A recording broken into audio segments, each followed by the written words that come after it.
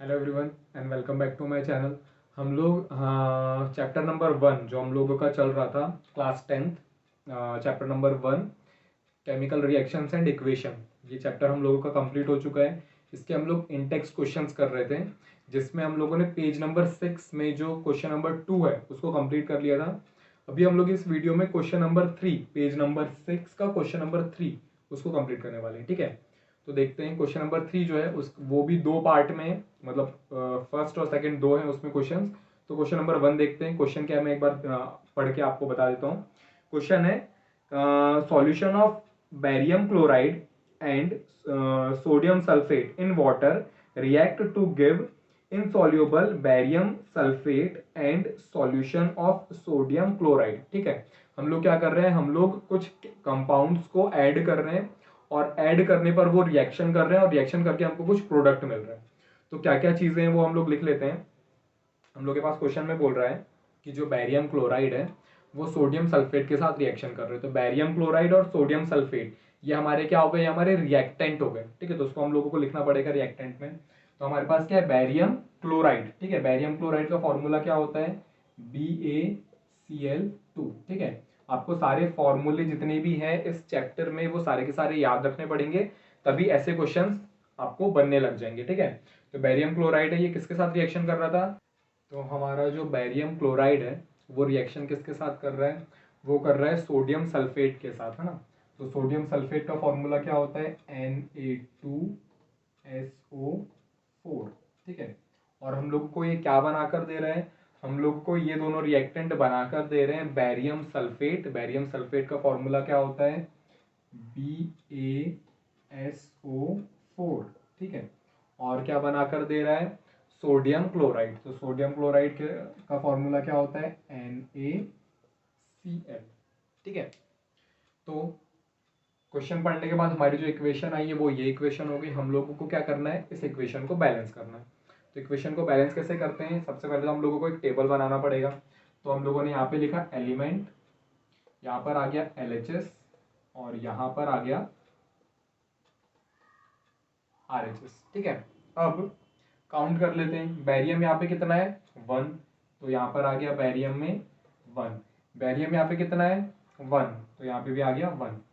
Chlorine यहाँ पे कितना है, 2, तो यहाँ पर हम लोगों ने लिखा क्लोरीन, यहाँ पर आ गया 2। क्लोरीन यहाँ पे कितना है, 1, है ना। इस क्लोरीन के आगे कोई नंबर नहीं है, इस क्लोरीन के फुट में कोई नंबर नहीं है, तो क्लोरीन कितना हो गया, 1, तो यहाँ पर आ गया क्लोरीन 1। सोडियम यहाँ पे कितना है, 2, क्योंकि सोडियम के फुट में 2 लिखा हुआ है, तो यहाँ पर आ गया सोडियम 2। ठीक है, लेकिन अगर आप यहाँ पे देखोगे तो सोडियम के आगे कोई नंबर नहीं लिखा हुआ है, सोडियम के फुट में भी कोई नंबर नहीं लिखा है, मतलब सोडियम कितना हो गया, 1 हो गया। सल्फर यहाँ पे कितना है, 1, क्योंकि सल्फर के आगे इस कंपाउंड में कुछ नहीं लिखा है, सल्फर के फुट में भी कुछ नहीं लिखा है, इसलिए सल्फर कितना हो गया, 1। सल्फर यहाँ पे भी कितना हो गया, 1, क्योंकि यहाँ पे कोई नंबर नहीं लिखा है, सल्फर के फुट में भी कोई नंबर नहीं लिखा है। नेक्स्ट ऑक्सीजन 4, यहाँ पे भी ऑक्सीजन 4, क्योंकि ऑक्सीजन के फुट में 4 लिखा हुआ है, यहाँ पे भी ऑक्सीजन के फुट में 4 लिखा हुआ है, सामने कोई नंबर नहीं है, सामने कोई नंबर नहीं है, तो ऑक्सीजन यहाँ पे हो गया 4, यहाँ पे भी हो गया 4। ठीक है, अगर अब हम लोग इस टेबल को देखते हैं तो मेरे पास केवल दो ही ऐसे एलिमेंट है जो बैलेंस नहीं है, बाकी सारी चीजें बैलेंस है ना। बैरियम भी बैलेंस है, सल्फर भी बैलेंस है, ऑक्सीजन भी बैलेंस है। तो मुझे क्या करना है, जहां पे क्लोरीन लिखा हुआ है वहां पे RHS में जाके किसका मल्टीप्लाई करना है, 2 का मल्टीप्लाई करना है। तो मेरे पास RHS ये है, क्लोरीन ये है, 2 का मल्टीप्लाई करना है। लेकिन कहाँ करेंगे, हम लोग इस 2 का मल्टीप्लाई यहाँ पे फुट में नहीं करेंगे। क्यों नहीं करेंगे, मैंने एक वीडियो इस चैप्टर के स्टार्टिंग में एक वीडियो डाला हूँ, जिसमें जो हेडिंग है वो है how to balance a chemical equation.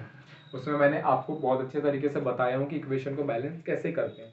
अगर आपने वो वीडियो नहीं देखा है तो आप जाकर वो वीडियो देख सकते हो। ठीक है, तो हम लोग कभी भी जब इक्वेशन को बैलेंस करते हैं तब हम लोग उसके फुट में कोई नंबर नहीं लिखते हैं, हम लोग कहाँ लिखते हैं, कंपाउंड के आगे लिखते हैं। तो हम लोगों ने क्या किया, इस कंपाउंड के आगे यहाँ पर किसका मल्टीप्लाई कर दिया, 2 का मल्टीप्लाई कर दिया।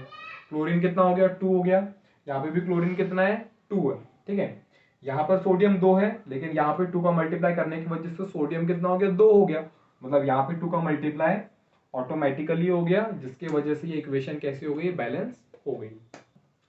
क्वेश्चन नंबर 3 का जो सेकंड पार्ट है वो क्वेश्चन हम लोग देख लेते हैं।